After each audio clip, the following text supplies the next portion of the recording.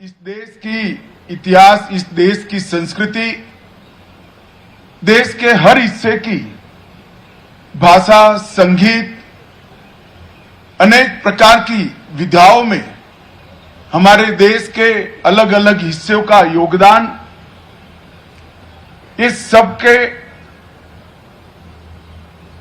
विद्यार्थी के रूप में मुझे मालूम है कि झेलम का महत्व क्या है। ये यही झेलम है, यही वितस्ता है जिसने हजारों साल से कश्मीर के अंदर अनेक प्रकार के अनुसंधानों की वो साक्षी रही, अनेक प्रकार की संस्कृति के मिलन के स्थल बनने का इसको सौभाग्य प्राप्त है। यही झेलम ने आदि शंकर को भी देखा है और यही झेलम ने बौद्ध साधुओं को भी देखा है। यही झेलम ने यहां पर अनेक प्रकार की संस्कृति के मिलन की साक्षी बनी। ज्ञान की तृषा, ज्ञान का अनुसंधान और फिर निर्णय पर पहुंचने की प्रक्रिया, ये तीनों हर क्षेत्र में, चाहे क्षेत्र अवकाश का हो, चाहे क्षेत्र ज्योतिष का हो, भाषा का हो, व्याकरण का हो, गणित का हो या संगीत और नाट्य परंपराओं का हो, हर क्षेत्र के विद्वानों ने इस भूमि से ही निकलकर न केवल भारत, समग्र विश्व के अंदर अपनी कलाओं का लोहा मनाया है। यही क्षेत्र के अंदर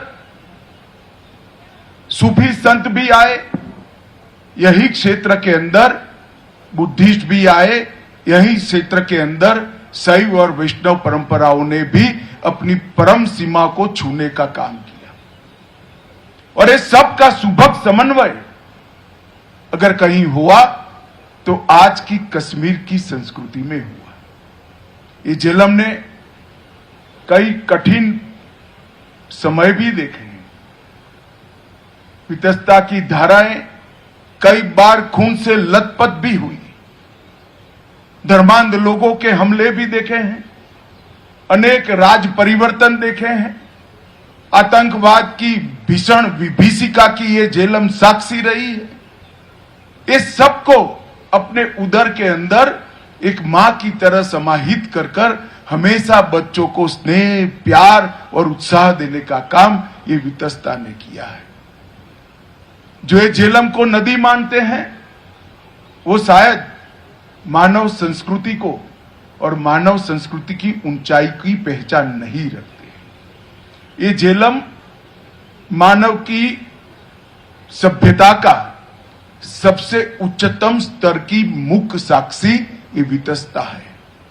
और जिसने भी वितस्ता महोत्सव की कल्पना की है, मैं उसको आज बहुत बहुत साधुवाद देना चाहता हूं, क्योंकि वितस्ता महोत्सव सच्चे कश्मीर का दर्शन समग्र विश्व को कराने वाला एक महोत्सव है। आदि शंकर ने जिस भूमि को ज्ञान की भूमि कहा, मुगल शासकों ने जिस भूमि को पृथ्वी पर का स्वर्ग कहा, और सम्राट अशोक ने कहा कि सकून अगर कहीं मिलता है, बौद्ध धर्म के अंदर बौद्ध धर्म को आगे बढ़ाने के लिए, विचार मंथन के लिए कोई उचित भूमि है तो यही कश्मीर है।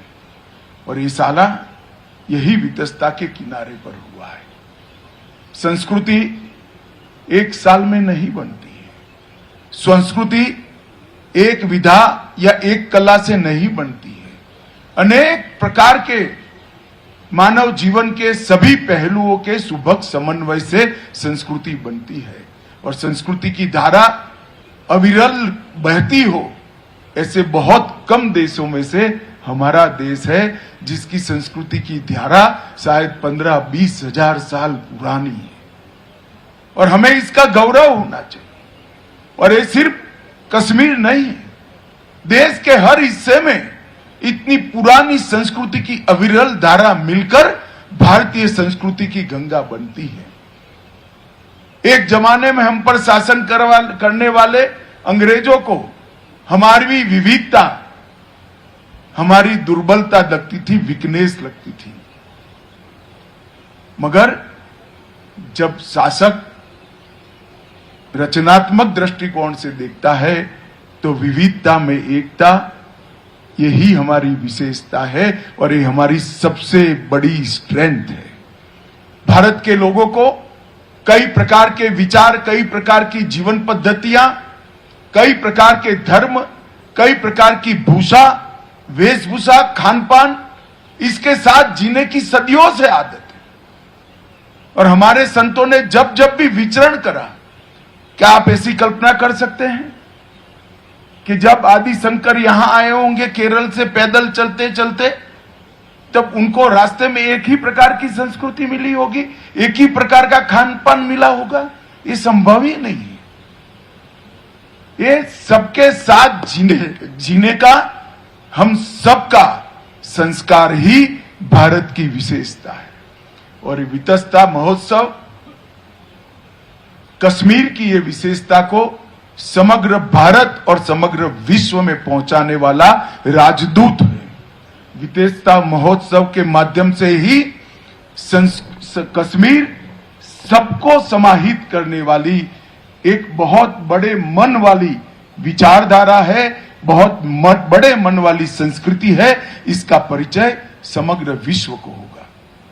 अनेक प्रकार की कलाओं ने कला क्षेत्र की उच्चतम सीमाओं को यहीं छुआ है। अनेक प्रकार के स्थापत्यों ने देश भर से स्थपतियों को भी बुलाया और कलाकारों को भी बुलाया, मूर्तिकारों को भी बुलाया। और यहां पर एक से एक बड़े स्थापत्य बनाए गए। यही प्रदेश है जहां पर संगीत और ज्ञान ने अपनी ऊंचाइयों को छुआ। इसीलिए इसको आदि शंकर ने शारदा क्षेत्र कहा और यहां शारदा पीठ की स्थापना की।